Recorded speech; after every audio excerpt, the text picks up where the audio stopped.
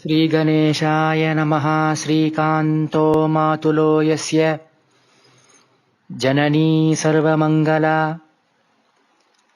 जनकः शङ्करः साक्षात् तं वन्दे कुञ्जराननं। सर्वमासोत्तमो माघः सर्वदेवोत्तमो हरिः सर्ववृक्षोत्तमो अश्वत्थः सर्वतेजोत्तमो रविः सर्वशास्त्रोत्तमो वेदः सर्ववर्णोत्तमो द्विजः सर्वशैलोत्तमो मेरुः सर्वमासोत्तमो अयम्।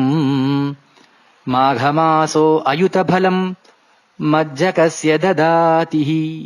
மாகஸ்நானத்தோட பெருமை ஸ்காந்த புராணம், வாயு புராணம், பத்ம புராணம், இன்னும் அநேக விதமான புராணங்கள்லயும் விசேஷ பிரஸ்தாபம் ரொம்ப கொண்டாடுறது.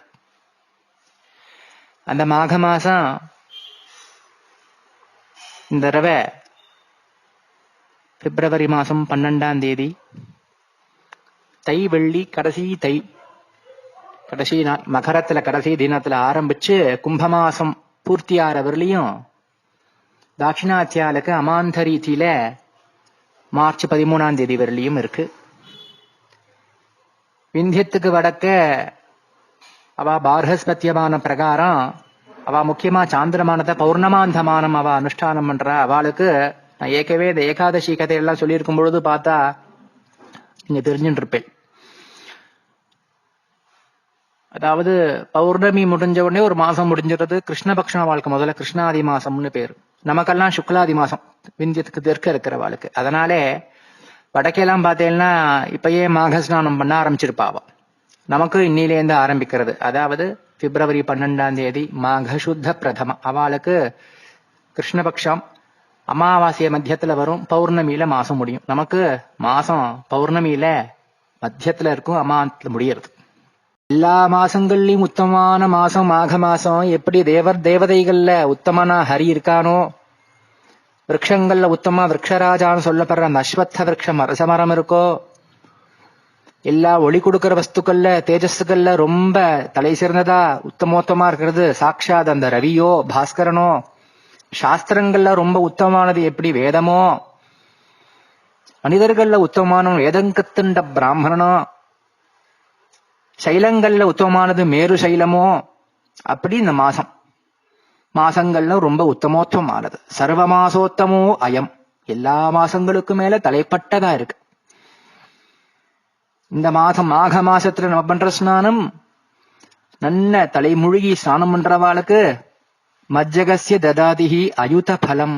அயுதம்னா ஒரு சிறந்த ஒரு சங்கிய. அயுதம்னா 10,000ன்னு கணக்கு. 10, 100, 1000 இல்ல, 10,000. அப்ப அபரிமிதமா பலன் கிடைக்கும்.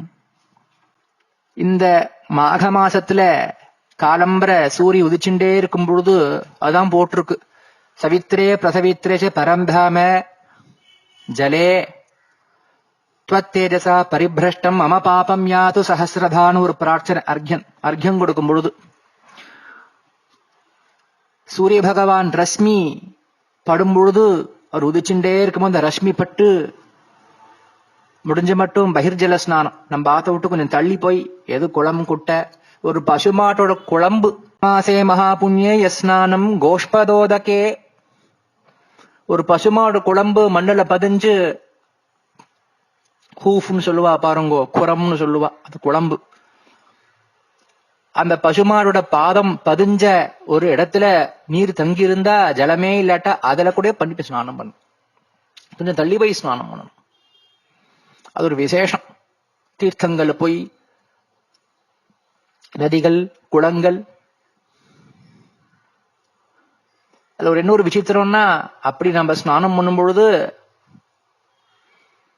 எப்படியாவது நம்ம ஸ்நானம் பண்ணிட்டோம்னா உடனே ஒரு நாள்ல அவ்வளவு பாப்பங்களும் பொசுக்கிடுறது. தேன பாபைஃப் பிரமுச்சியத்தே த்விதீயேன ஹரேர் லோகம். 2ஆம் நாள் ஸ்நானம் பண்ணா ஹரிலோகமே நமக்கு சித்திக்கிறது. 3ஆம் நாள் ஸ்நானம் பண்ணா திருத்தீயேன ரிணி ஹரிஹி. 3ஆம் நாள் ஸ்நானம் பண்ணா நமக்கு கடன்பட்டவன் ஆயிடுவானாம் பகவான். ஓ, இவனுக்கு நான் என்ன கொடுக்க போறேன். ஒரு தடவை ஸ்நானம் பண்ணி அவ்வளவு பாப்பத்தையும் அழிச்சாச்சு. 2ஆம் நாள் ஸ்நானம் பண்ணி வைகுண்ட லோகமே சித்தியாச்சு. 3ஆம் நாள் இவன் ஸ்நானம் பண்ணா இதுக்கு மேல கொடுக்கறதுக்கு என்ன இருக்கு, நான் இவனுக்கு கடன்பட்டவன் ஆயிட்டேனே அப்படின்னு பகவான் நினைப்பாராம்.